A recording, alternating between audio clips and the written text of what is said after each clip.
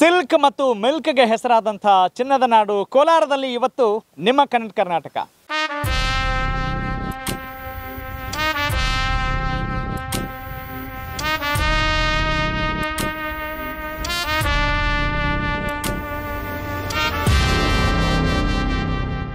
ಕೋಲಾರ ಚಿನ್ನದ ನಾಡು. ಆಂಧ್ರ ಮತ್ತು ತಮಿಳುನಾಡು ಗಡಿಗೆ ಹೊಂದಿಕೊಂಡ ಜಿಲ್ಲೆ. ಕೋಲಾರಕ್ಕೆ ಕಮಲಾಪುರ ಅನ್ನೋ ಹೆಸರು ಇತ್ತು. ಗಂಗರ ರಾಜಧಾನಿಯಾಗಿತ್ತು. ದಲಿತ ಚಳುವಳಿ ಮತ್ತು ಅಹಿಂದ ಚಳುವಳಿಗೆ ಭದ್ರ ಬುನಾದಿ ಹಾಕಿ ಹೋರಾಟದ ಚಳುವಳಿಗಳು ಹುಟ್ಟುಕೊಂಡಿದ್ದು ಇಲ್ಲಿಂದಲೇ ಅನ್ನೋದನ್ನ ಮರೆಯುವಂತಿಲ್ಲ.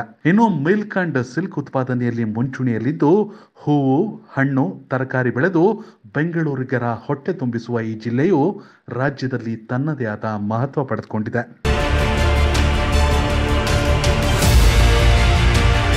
ರಾಜ್ಯದ ಮೊದಲ ಮುಖ್ಯಮಂತ್ರಿ ಕೆ.ಸಿ. ರೆಡ್ಡಿ ಅವರು, ಸಾಹಿತಿಗಳಾದ ಮಾಸ್ತಿ ವೆಂಕಟೇಶ ಅಯ್ಯಂಗಾರ್, ಡಿ.ವಿ. ಗುಂಡಪ್ಪ, ಮೈಸೂರು ದಿವಾನರಾಗಿದ್ದ ಸರ್ ಎಂ ವಿಶ್ವೇಶ್ವರಯ್ಯ, ಶಿಕ್ಷಣ ತಜ್ಞರಾದ ಡಾಕ್ಟರ್ ಎಚ್ ನರಸಿಂಹಯ್ಯ ಇದೇ ಜಿಲ್ಲೆಯವರು.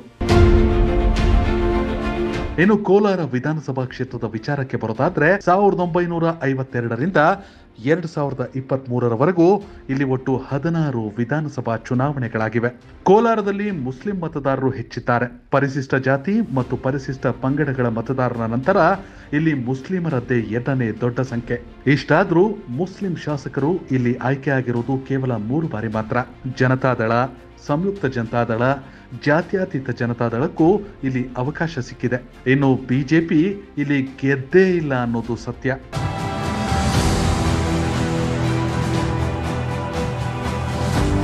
ಎರಡ್ 2008ರಲ್ಲಿ ಸ್ವತಂತ್ರ ಅಭ್ಯರ್ಥಿಯಾಗಿ ಸ್ಪರ್ಧಿಸಿ ವರ್ತೂರು ಪ್ರಕಾಶ್ ಸಚಿವರಾಗಿದ್ದು ಇದೇ ಕ್ಷೇತ್ರದಿಂದ. ನಂತರದಲ್ಲಿ ಕಾಂಗ್ರೆಸ್ ಸೇರಿ, ಕಾಂಗ್ರೆಸ್ ಬಿಟ್ಟು ನಮ್ಮ ಕಾಂಗ್ರೆಸ್ ಅನ್ನೋ ಪಕ್ಷವನ್ನು ಸ್ಥಾಪಿಸಿ ಕೊನೆಗೆ ಬಿಜೆಪಿ ಸೇರಿದ್ದನ್ನ ಯಾರೂ ಮರೆಯುವಂತಿಲ್ಲ.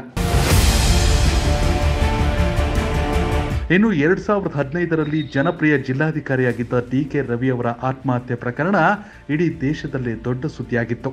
2018ರ ಚುನಾವಣೆಯಲ್ಲಿ ಡಿ.ಕೆ. ರವಿ ಅವರ ತಾಯಿ ಗೌರಮ್ಮ ಚುನಾವಣೆಗೂ ಸ್ಪರ್ಧಿಸಿದ್ರು. ಆದರೆ ಡಿ.ಕೆ. ರವಿ ಅವರ ಮೇಲಿನ ಸಿಂಪತಿ ವೋಟ್ ಆಗಿ ಪರಿವರ್ತನೆ ಆಗಲಿಲ್ಲ. 2023ರ ಚುನಾವಣೆಯಲ್ಲಿ ಸಿದ್ದರಾಮಯ್ಯ ಇಲ್ಲಿಂದ ಸ್ಪರ್ಧಿಸ್ತಾರೆ ಅನ್ನೋದು ಸಾಕಷ್ಟು ಚರ್ಚೆ ಆಗಿತ್ತು. ಆದರೆ ಕೊನೆ ಕ್ಷಣದಲ್ಲಿ ನಾಮಪತ್ರ ಸಲ್ಲಿಕೆಗೆ 2 ದಿನ ಬಾಕಿ ಇದ್ದಾಗ ಹೈಕಮಾಂಡ್ ಕೊತ್ತೂರು ಮಂಜುನಾಥ್ಗೆ ಟಿಕೆಟ್ ನೀಡಿತು. 83,000ಕ್ಕೂ ಅಧಿಕ ವೋಟ್ ಪಡೆದ ಕೊತ್ತೂರು ಮಂಜುನಾಥ್ 30,000ಕ್ಕೂ ಅಧಿಕ ಮತಗಳಿಂದ ಗೆದ್ದು ಕೋಲಾರದ ಶಾಸಕರಾಗಿದ್ದಾರೆ. ಕೋಲಾರದ ಅಭಿವೃದ್ಧಿ ಬಗ್ಗೆ ಅವರ ಸಂಕಲ್ಪ ಏನು? ಕನೆಕ್ಟ್ ಕರ್ನಾಟಕ, ಇದು ನಿಮ್ಮ ನೆಟ್ವರ್ಕ್.